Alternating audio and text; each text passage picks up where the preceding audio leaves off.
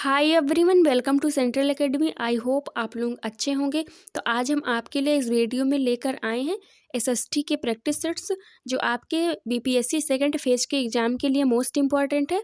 और आपके एग्ज़ाम में मुश्किल से 10 ही दिन बचे हुए हैं, तो जितना ज़्यादा हो सके आप प्रैक्टिस सेट्स हल कीजिए और अपने सिलेबस को कवर कीजिए।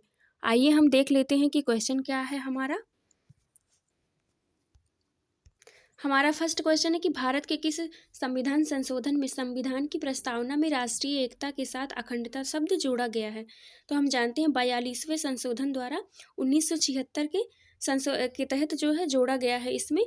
और इसके साथ ही जो है मौलिक कर्तव्य को भी 42वें संविधान संशोधन 1976 के तहत मौलिक कर्तव्य को भी जोड़ा गया है और राष्ट्रीय एकता के साथ अखंडता को भी जोड़ा गया है। तो हमारा इसमें राइट ऑप्शन हमारा फर्स्ट ऑप्शन हो जाएगा। हम फिर आगे देखते हैं कि हमारा दूसरा क्वेश्चन क्या है। हमारा दूसरा क्वेश्चन है कि भारतीय संविधान सभा के अध्यक्ष कौन हैं। तो वो कौन है? डॉक्टर राजेंद्र प्रसाद हैं। और 9 दिसंबर 1946 ईस्वी में जो है भारतीय संविधान सभा के अस्थायी सदस्य सच्चिदानंद सिन्हा को चुना गया था।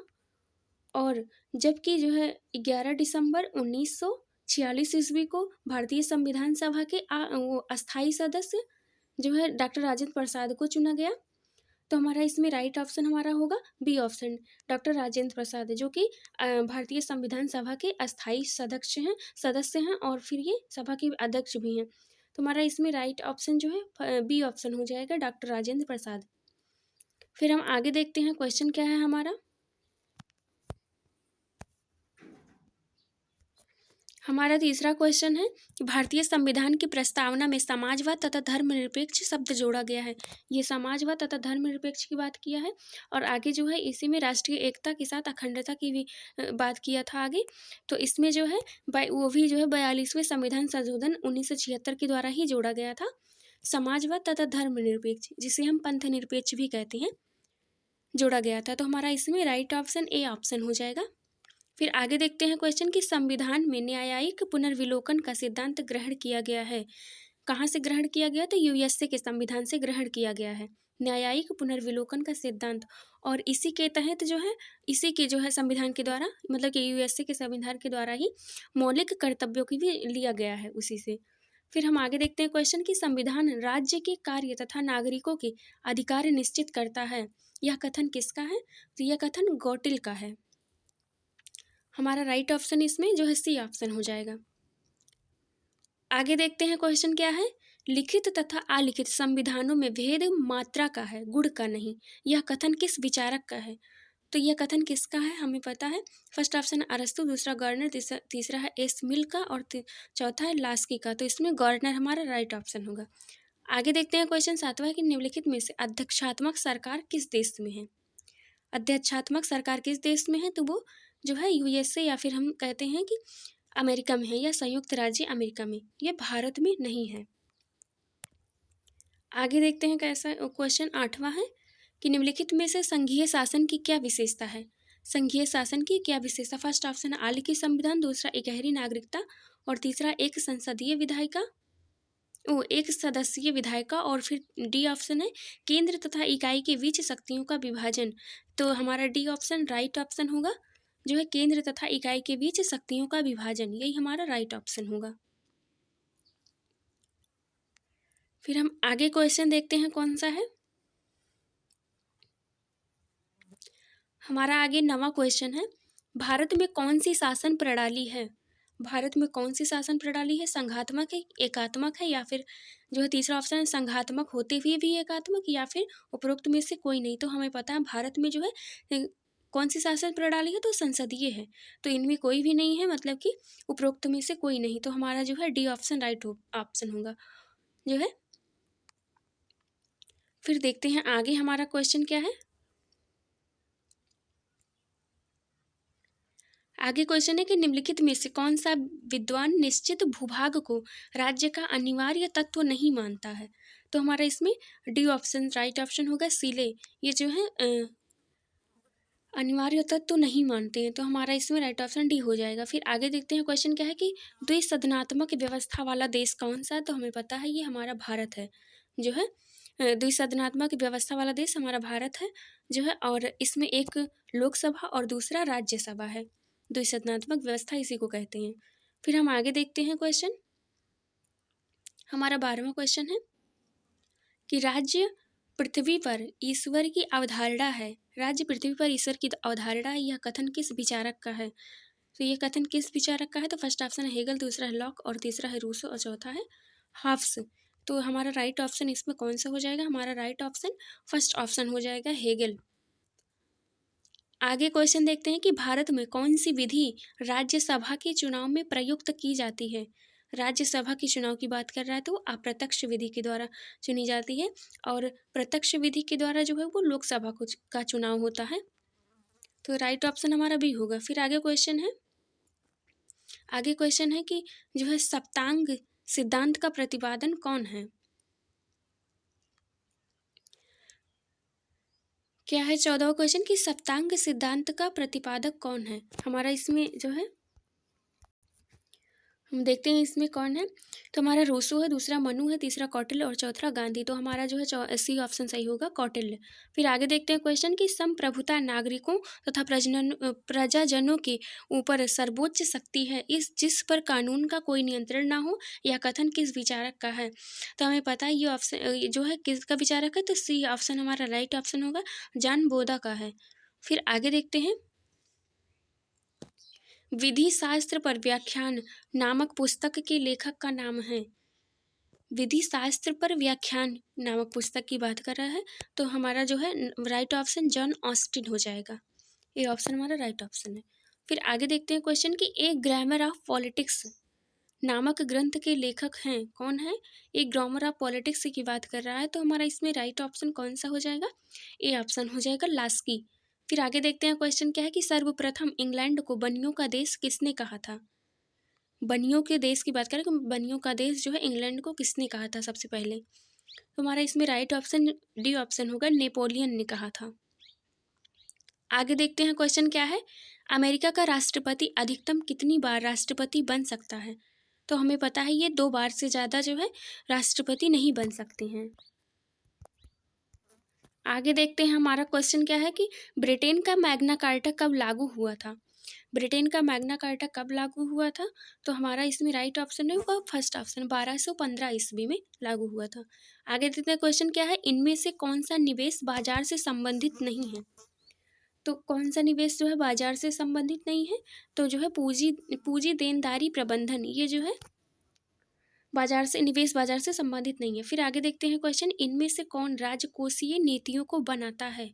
राजकोषीय नीतियों को बनाता है तो फर्स्ट है वित्त मंत्रालय, दूसरा भारतीय सुरक्षा तथा विनिमय परिषद। तो हमारा इसमें हमारा राइट ऑप्शन कौन सा होगा? तो राइट ऑप्शन हमारा आगे देखते हैं, और आगे हमारा जो है राइट ऑप्शन उसमें फर्स्ट ऑप्शन होगा। फिर आगे देखते हैं 23वां है, करेवा वैली स्थित है। करेवा वैली कहाँ स्थित है? तो कश्मीर में है। करेवा जो कि जाफरान या फिर कश्मीर वो केसर की खेती के लिए अच्छा होता है। फिर आगे देखते हैं क्वेश्चन कि बाढ़ के दौरान हर वर्ष नए एलुवियम का जमाव जो मिट्टी की उर्वरता को बढ़ाता है, एलुवियम जो कि हम जलोढ़ मिट्टी जिसको कहते हैं, हमारा इसमें राइट ऑप्शन खदर होगा। खदर जो कि जो है वो नदियों द्वारा बहाकर लाए गए मिट्टियाँ होती हैं, और वो बहुत ही उनमें उर्वरा शक्ति बहुत ज़्यादा होती है, नई मिट्टी जो होती है और वो उपजाऊ होती है। एलुवियम का मतलब इसमें जो है जलोढ़ मिट्टी से है। फिर आगे देखते हैं क्वेश्चन क्या है कि एनी बेसेंट किस वर्ष में भारतीय राष्ट्रीय कांग्रेस की अध्यक्ष चुनी गई हैं? एनी बेसेंट किस वर्ष भारतीय राष्ट्रीय कांग्रेस की अध्यक्ष चुनी गई हैं? तो वो 1917 ईस्वी में चुनी गई हैं, और ये जो है प्रथम महिला, ये जो है भारतीय राष्ट्रीय कांग्रेस की प्रथम महिला अध्यक्ष हैं। और ये जो किस अधिवेशन में जो है भाग लिए थे? तो इन्होंने कलकत्ता अधिवेशन में भाग लिया था, जिसमें जो है कांग्रेस के जिसमें पहले मतलब कि प्रथम अध्यक्ष बनी थी ये।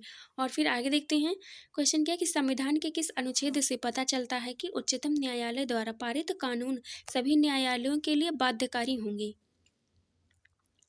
तो हमारा इसमें राइट ऑप्शन कौन सा होगा? राइट ऑप्शन हमारा डी ऑप्शन होगा, अनुच्छेद 141। फिर आगे देखते हैं क्वेश्चन क्या है कि भारत का पहला बायोस्फीयर रिजर्व कौन सा है? तो हमें पता है नीलगिरी है। हमारा इसमें डी ऑप्शन सही ऑप्शन होगा। आगे देखते हैं क्वेश्चन कि आंतरिक व्यापार संबंधित होता है, तो आंतरिक बाजार व्यापार जो है वो शेयर बाजार से संबंधित होता है। बी ऑप्शन राइट ऑप्शन है। फिर आगे देखते हैं क्वेश्चन कि ब्रह्म समाज की स्थापना किस वर्ष में हुई थी, तो 1828 ईस्वी में हुई थी, और जो है राजा राम मोहन राय ने किया था। हमारा बी ऑप्शन राइट ऑप्शन होगा। आगे देखते हैं क्वेश्चन, इनमें कौन सा कथन सत्य नहीं है, कौन सा कथन सत्य नहीं है, तो हमारा फर्स्ट ऑप्शन है शक्तियों को विभिन्न सरकारी स्तरों पर बांटा जा सकता है। दूसरा है आधुनिक लोकतंत्र में शक्तियां सरकार के विभिन्न अंगों में बटी हुई होती हैं। और तीसरा ऑप्शन है कि शक्तियों को विभिन्न सामाजिक समूहों में भी बांटा जा सकता है। और चौथा है शक्तियों को बांटने का कार्य सामाजिक या प्रभावशाली समूहों और आंदोलनों द्वारा नहीं किया जा सकता है। तो ये नहीं की बात पूछा है, नहीं की बात कर रहा है, तो हमारा इसमें डी ऑप्शन राइट ऑप्शन होगा। शक्तियों को बांटने का कार्य सामाजिक या प्रभावशाली समूहों और आंदोलनों द्वारा नहीं किया जा सकता। आगे देखते हैं क्वेश्चन क्या है कि ग्राम सभा संबंधी प्रावधानों का उल्लेख किस अनुच्छेद के अंतर किए गए हैं। ग्राम सभा तथा संबंधी प्रावधान की बात कर रहा है, तो वो 243 अनुच्छेद 243 आर्टिकल से 243 एक के तहत बात किया गया। आगे देखते हैं इनमें से कौन सा विश्व विकास स्तरों का सृजन करता है, तो कौन करता है। फर्स्ट ऑप्शन IMF, फिर दूसरा है यूनेस्को, फिर आगे हम ऑप्शन देखते हैं कौन सा है।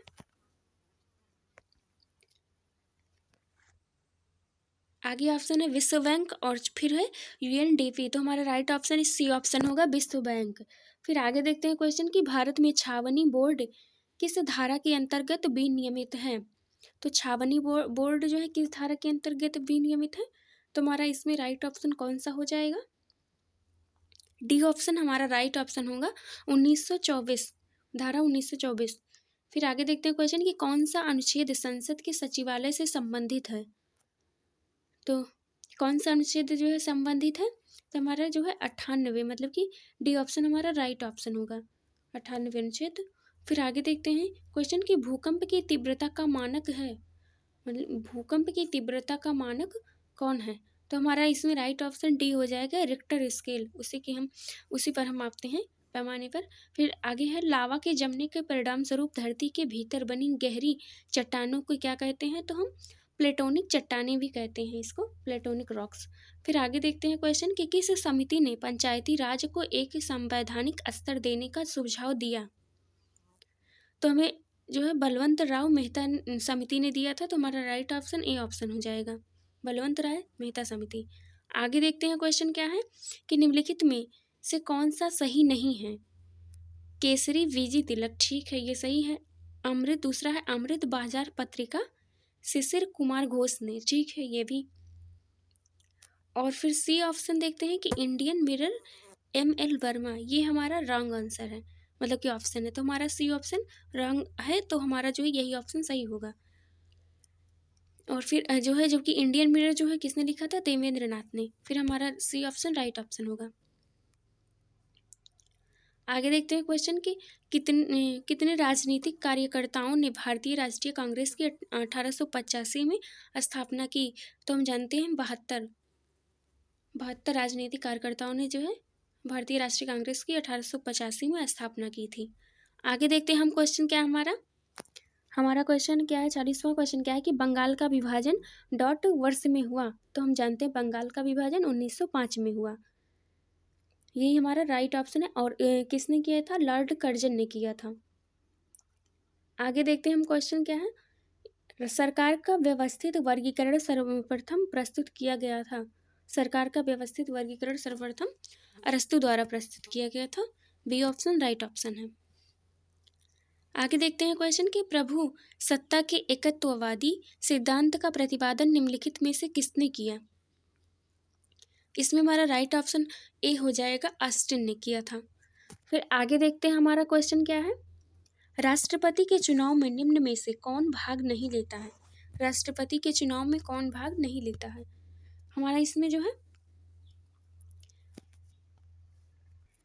इसमें हम देख लेते हैं कि कौन कौन लेता है। पहले राष्ट्रपति के चुनाव में भाग कौन कौन लेता है, तो हम जानते हैं लोकसभा के सदस्य लेते हैं, निर्वाचित सदस्य, और फिर राज्यसभा के भी और विधानसभा की भी लेते हैं, और जो है दिल्ली और पांडुचेरी के निर्वाचित सदस्य भाग लेते हैं। तो फिर हम देखते हैं आगे, ये लोकसभा, राज्यसभा और विधानसभा, और फिर दिल्ली और फिर पांडुचेरी, इसके जो है भाग लेते हैं निर्वाचित सदस्य में। और फिर जो कौन से नहीं लेते हैं, तो देखते हैं इसमें से कौन से नहीं लेते हैं। तो हमारा इसमें कौन सा होगा राइट ऑप्शन? ए होगा, राज्यसभा का निर्वाचित सदस्य, और दूसरा है लोकसभा का निर्वाचित सदस्य, और तीसरा विधाओं सभाओं का निर्वाचित सदस्य, और फिर विधान परिषदों का निर्वाचित सदस्य। तो हमारा डी ऑप्शन होगा, विधान परिषदों का निर्वाचित सदस्य, यही हमारा राइट ऑप्शन होगा।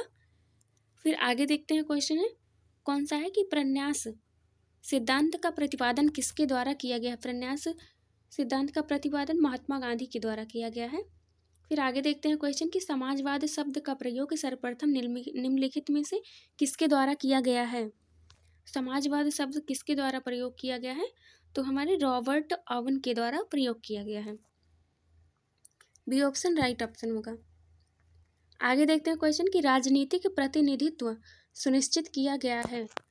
राजनीतिक प्रतिनिधित्व सुनिश्चित किया गया है, तो राजनीतिक दल, विधान पालिका और संविधान, इसके द्वारा जो है सुनिश्चित किया गया है। सी ऑप्शन राइट ऑप्शन होगा। आगे देखते हैं क्वेश्चन, भारत एक गणराज्य है क्योंकि, क्या कह रहा क्वेश्चन कि भारत एक गणराज्य है क्योंकि, तो हमारा इसमें राइट ऑप्शन कौन सा हो जाएगा? हमारा राइट ऑप्शन होगा डी ऑप्शन, हमारा राइट ऑप्शन होगा। भारत में राज्याध्यक्ष, जिसे हम राष्ट्रपति का निर्वाचन होता है, हमारा इसमें डी ऑप्शन राइट ऑप्शन होगा। भारत में राज्याध्यक्ष, जिसे राष्ट्रपति को कहते हैं, का निर्वाचन होता है, यही हमारा राइट ऑप्शन होगा, डी ऑप्शन। आगे देखते हैं क्वेश्चन क्या है कि धन विधेयक को परिभाषित किया गया है। धन विधेयक को परिभाषित किया गया है किसके अंतर्गत? तो अनुच्छेद 110 में, उसी के तहत जो है धन विधेयक को परिभाषित किया गया है। आगे देखते हैं क्वेश्चन, केंद्र तथा राज्यों के मध्य विवादों के अंतर्गत, केंद्र तथा राज्यों के मध्य विवादों के अंतर्गत क्या होगा? इसमें राइट ऑप्शन क्या होगा? प्रारंभिक क्षेत्राधिकार के अंतर्गत, यही हमारा राइट ऑप्शन होगा, डी ऑप्शन। आगे देखते हैं क्वेश्चन क्या होगा, संविधान के किस अनुच्छेद के अंतर्गत 6 वर्ष से 14 वर्ष के बच्चों की शिक्षा मौलिक अधिकार बन गई है? तो हमारा इसमें राइट ऑप्शन होगा 86वां, मतलब कि 86। संविधान के किस, क्वेश्चन देते हैं कि संविधान के किस अनुच्छेद के अंतर्गत 6 से 14 वर्ष के बच्चों की शिक्षा मौलिक अधिकार बन गई है? तो हमें पता है 21A के तहत की गई थी, अमेंडमेंट के तहत। हमारा इसमें राइट ऑप्शन कौन सा होगा? हमारा राइट ऑप्शन 86वां संविधान संशोधन के अंतर्गत किया गया है 2003 में। फिर आगे देखते हैं हमारा क्वेश्चन क्या होगा, 21A अल्फा के तहत किया गया है। आगे देखते हैं क्वेश्चन क्या है कि ग्राम पंचायत अपने सभी कार्यों के लिए क्या क्वेश्चन है कि 91वां क्वेश्चन है कि ग्राम पंचायत अपने सभी कार्यों के लिए क्या करता है? हमारा राइट ऑप्शन होगा कि ग्राम सभा के प्रति उत्तरदायी होता है। ग्राम पंचायत अपने सभी कार्यों के लिए ग्राम सभा के प्रति उत्तरदायी होगा, यही हमारा बी ऑप्शन राइट ऑप्शन है। हम आगे क्वेश्चन फिर देखते हैं कौन सा है।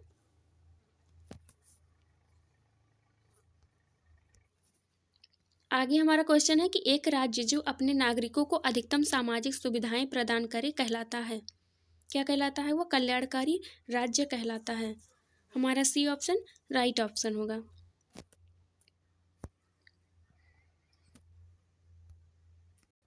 हम आगे क्वेश्चन देखते हैं कौन सा है कि प्रसिद्ध इतिहासकार हेरोडोटस कहाँ का रहने वाला है, मतलब वाला था। प्रसिद्ध इतिहासकार हेरोडोटस कहाँ का रहने वाला था? तो हमारा वो जो है बी ऑप्शन होगा, यूनान का रहने वाला था। आगे देखते हैं, और इन्हें इतिहास का जनक भी कहा जाता है हेरोडोटस को।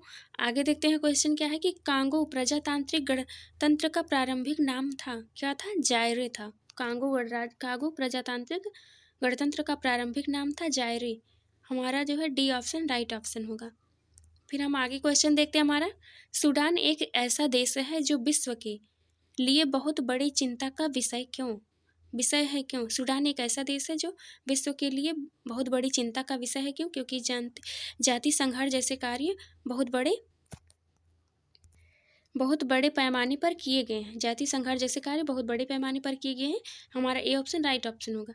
आगे देखते हैं क्वेश्चन कि राजा पट्टी संघर्ष का केंद्र है। राजा पट्टी संघर्ष का केंद्र क्या है?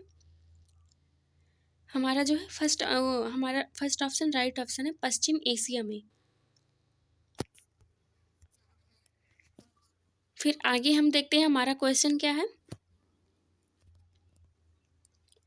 हमारा 57वां क्वेश्चन है कि डच शब्द संबंधित है। डच शब्द किससे संबंधित है? तो नीदरलैंड से संबंधित है।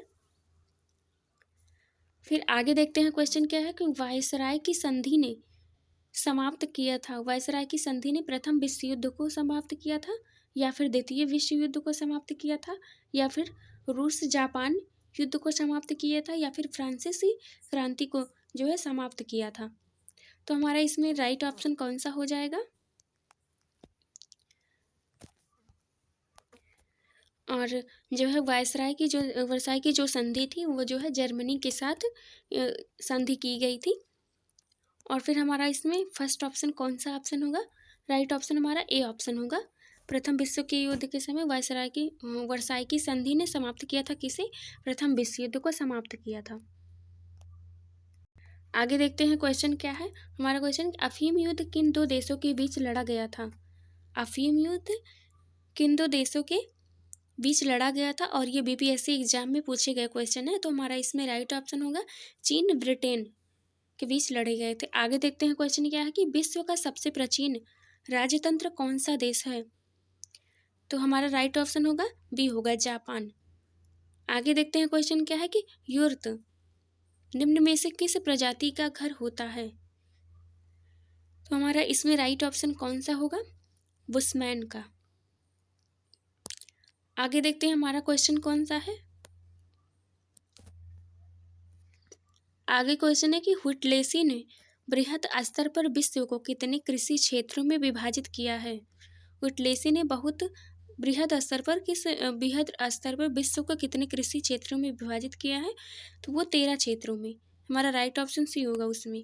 फिर आगे देखते हैं क्वेश्चन के निम्नलिखित में से किस एक को संपन्नता का झरना स्रोत कहते हैं? संपन्नता का झरना किसे कहते हैं? तो वो खनिज तेल क्षेत्र को कहते हैं। बी ऑप्शन हमारा राइट ऑप्शन होगा। आगे देखते हैं क्वेश्चन क्या कि 2011 की जनगणना के अनुसार निम्नलिखित में से किस राज्य में जनसंख्या की सबसे कम दशकीय वृद्धि दर रही है? तो उसमें डी ऑप्शन हमारा नागालैंड हो जाएगा। हम आगे देखते हैं फिर हमारा क्वेश्चन क्या है। महात्मा गांधी जल शक्ति परियोजना भारत के किस राज्य में स्थित है? महात्मा गांधी जल शक्ति परियोजना भारत के किस राज्य में स्थित है? तो वो किस में स्थित है? हमारा इसमें फर्स्ट ऑप्शन होगा केरल, दूसरा होगा तमिलनाडु, तीसरा होगा कर्नाटक और चौथा गुजरात। तो इसमें सी ऑप्शन राइट ऑप्शन होगा, कर्नाटक राज्य में स्थित है।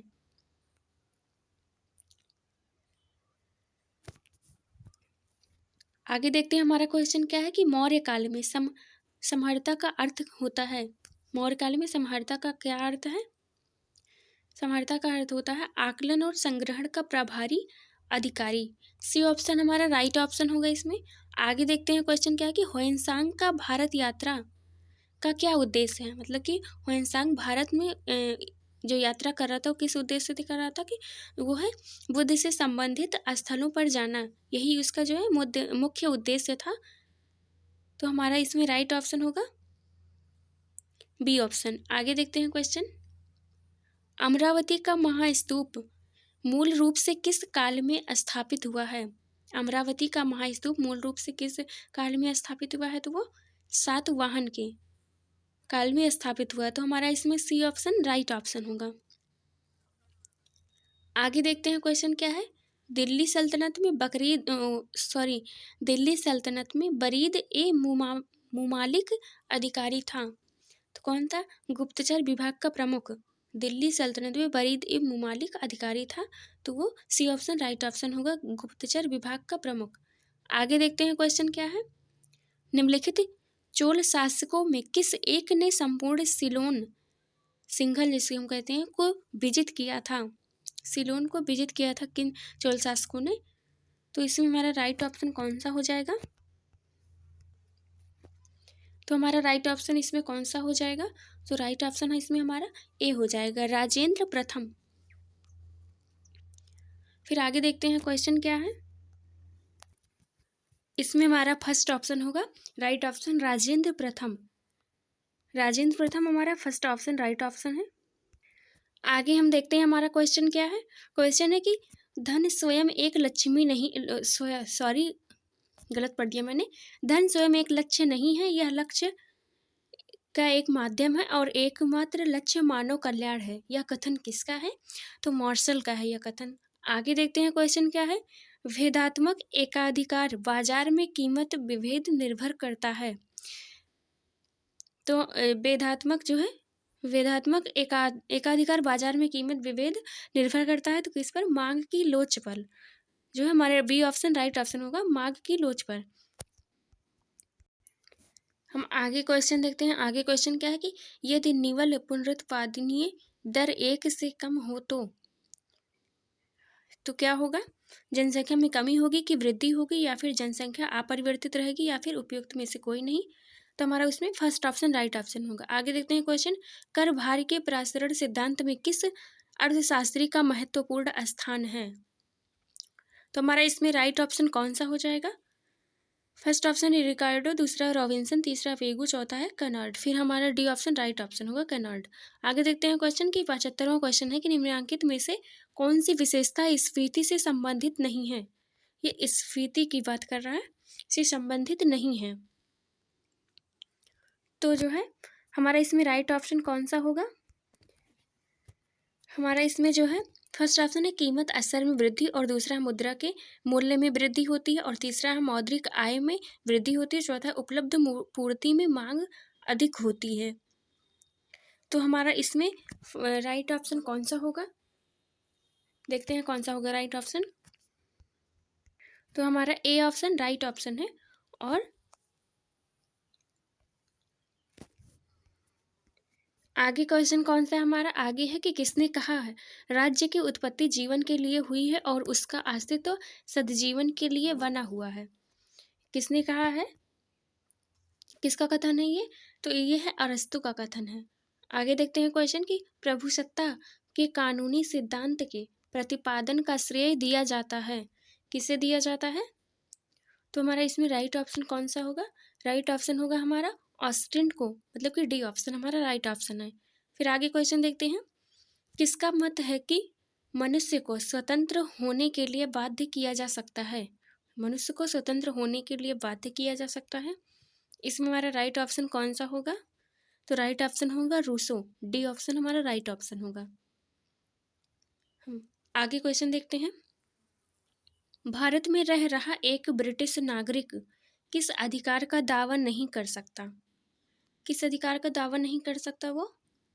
फर्स्ट है व्यापार और व्यवसाय की स्वतंत्रता, और दूसरा है विधि के समक्ष समानता।